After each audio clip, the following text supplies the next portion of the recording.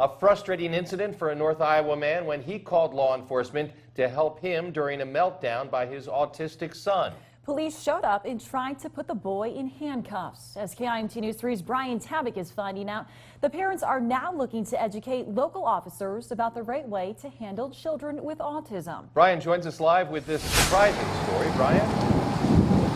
Katie and George, Delane Germanson owns Mason City Auto in Mason City, and you can see he is a big supporter of local autism benefits. Now he's hoping his story will help educate law enforcement so that other parents who have children with autism don't have to go through a similar situation.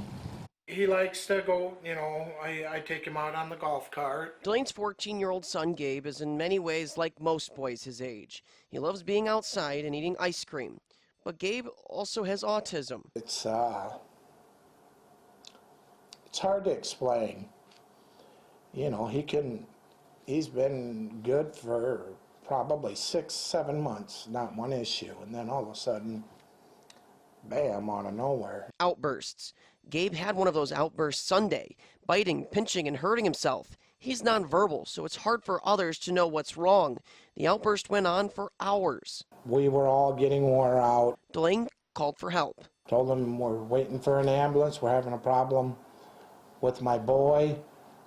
Told him that he was autistic.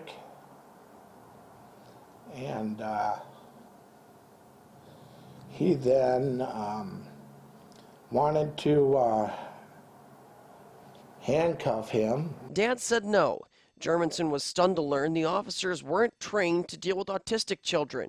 Now he's looking to help all local agencies understand what they can do. A lot of our training tries to cover situations where it could be a lot of different underlying circumstances instead of directing it to, say, an autistic encounter. Germanson has already teamed up with professionals in the community to offer training that would include a 30-minute video. He wants to make sure what happened Sunday isn't repeated.